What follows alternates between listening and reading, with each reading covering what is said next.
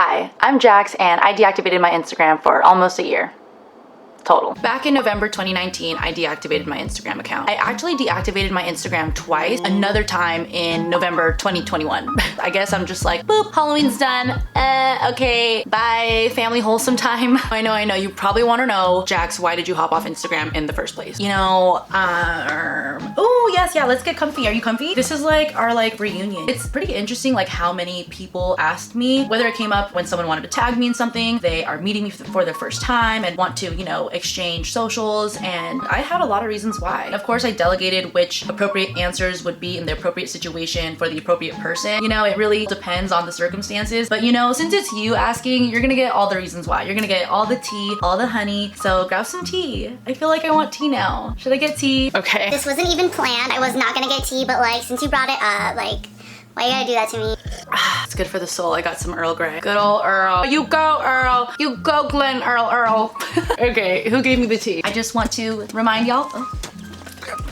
No, I just want to remind y'all to like the video if you like it and subscribe if you want to hang out more. My reasons why my first time around was, one, I wanted to just silence the noise. I feel like it was just so much background noise, even though even if I didn't log on, open the app, it just felt like it was in the background. Two, I wanted to reduce my anxiety, to clarify the anxiety I felt like it brought me. Three, I wanted to focus on me. Four, I wanted to experiment, honestly. I wanted to see what it'd be like, for lack of better words, forced myself into only having interactions in person or through, hitting up someone's direct line via cellular devices. Lastly, I wanted more mental capacity. I'm sure you can all relate that there's a lot of things that you didn't ask to see. There's a lot of things that you did not give consent to see, if we're getting down to the nitty-gritty. Why do I know what Lucy had for breakfast, lunch, and dinner, and that she went to, Trader Joe's and got this new gluten-free, carb-free, salt-free, vegan-free chip?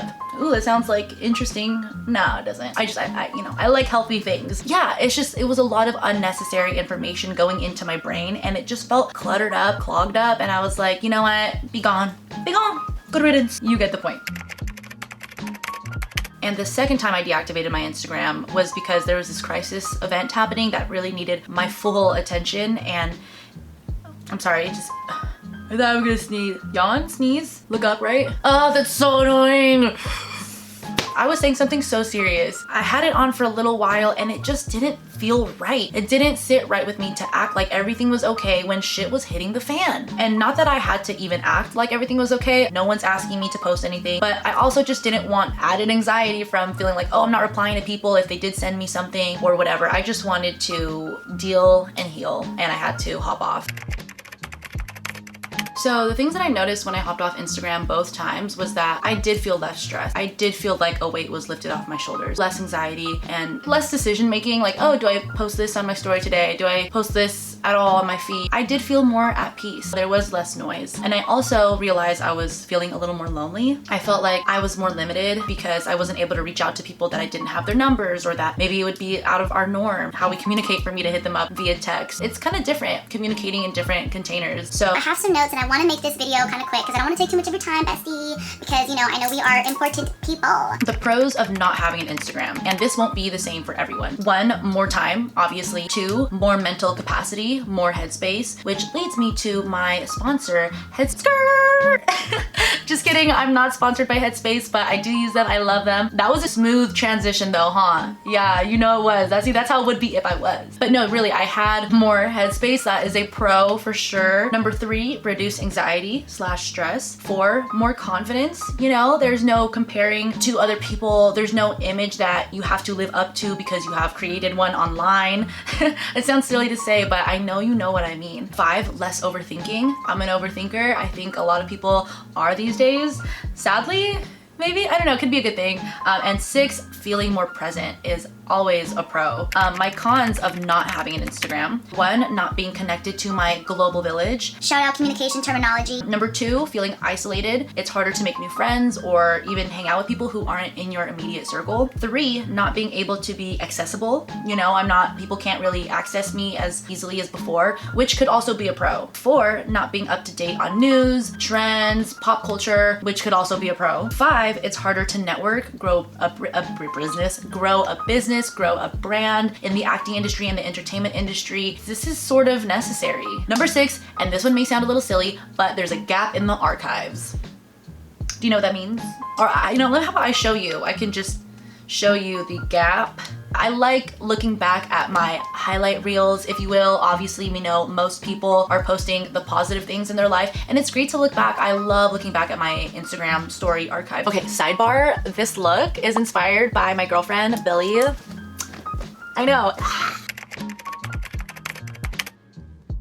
I want to talk about what it felt like coming back to Instagram. The first time around, it really didn't feel like anything different. I felt like I was just hopping right back into the rat race, right back into this non-stop, constant fucking hamster ball of food pics and selfies and boomerangs, and like, I just felt like nothing fucking changed. I felt like no one cared. Not that everyone's caring about their own lives, but I mean, I had a couple of friends that said that they missed my presence, so I love you.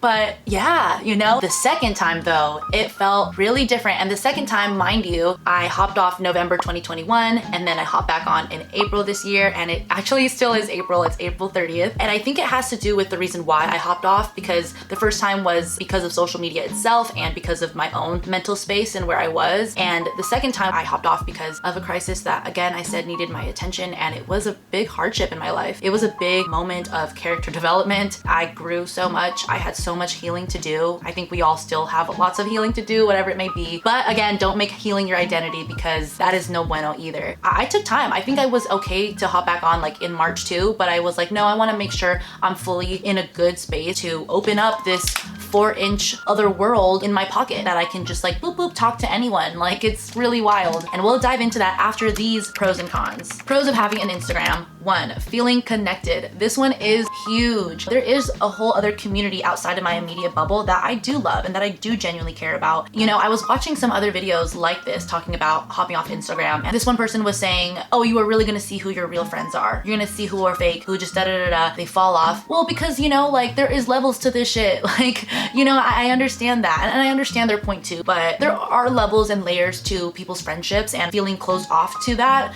was sad. It was sad. 2, feeling creative. I don't gotta over explain this one. 3, feeling expressed. It's nice to express yourself, and there's 2 different ways to look at it. So in the cons from earlier, I said something about feeling confident because there was no image that you had to live up to. Do you see the mindset of looking at that? I should say the perspective of looking at that, because that's looking at it from an insecure lens. That's looking at it from a hurt place. And now it's, instead of like, oh, this image that you put up that you have to keep up with, like, no, that's a lot of pressure. Like, it's expressing yourself. If I want to post this today, I'm gonna post that because I like it and I felt like it and I feel like it represents me, or I thought this was funny, or whatever. So I don't think it has to be so dark, like, oh, you have to live up to like, it's not that serious, bruh. And there's layers to it. I know there's some people who are out there and are one way exactly on here and then one way another, but without diving too into it, feeling expressive is a pro of having an Instagram. Number 4, feeling seen. So it's nice to feel seen and to see other people back. And 5, feel supported. Cons of having an Instagram. 1, less time. 2, it could bring people anxiety. Again, I really think it depends on your headspace. 3, it could take up your mental capacity. 4, it could take people away from the present moment. And a lot of these things that are cons of having an Instagram are very dependent on, the person and on the circumstance. And I am a firm believer that you can live in the moment while documenting. So maybe we could talk about it later. This is a great question to open up. Do you believe that you can live in the moment while documenting or like taking pictures and videos? Or do you think that you can't, and that you recording it is not being in the present moment? Let me know. Closing thoughts. One last time to say anything. Actually, let me grab my tea. Hi, Luna from Morningstar. You have to be wise with using these apps. Obviously, they're designed a certain way to like, I don't know, like be a little addictive, but like, it's like anything. It's like donuts. It's like, use it in moderation. My final answer to the question posed, is life better with or without social media? I think it's better. Of course, there are a whole bunch of factors and circumstances that go into that. This should not be a brick of anxiety. The moment that it turns into that, I highly, highly recommend take a break, reground yourself. That's exactly what I did. I took time to reground myself in who I am, get outside of that echo chamber, get outside outside of that friggin' herd mentality, which is natural and easy to fall into, and get your own opinions again, get your own inspiration again, get your own style again, and then hop on and see, you know, what feels genuine to you. And it can really recenter, reground, and reset your intentions. I think that is always so important. Your intentions always shine through, and they just do. They just do. Yeah. Back in November 29. Oh, bitch. Oh, it's on. Quiet on set. And sidebar. Okay, I promise not too many sidebars. You know what? Actually, no. We shouldn't sidebar right now. We shouldn't sidebar right now. Oh, my ring. At the family reunion, who we introducing? Who we introducing? I got my Luna right here, and her breath smells like a tuna. I tell you she don't like when I call her up, brew her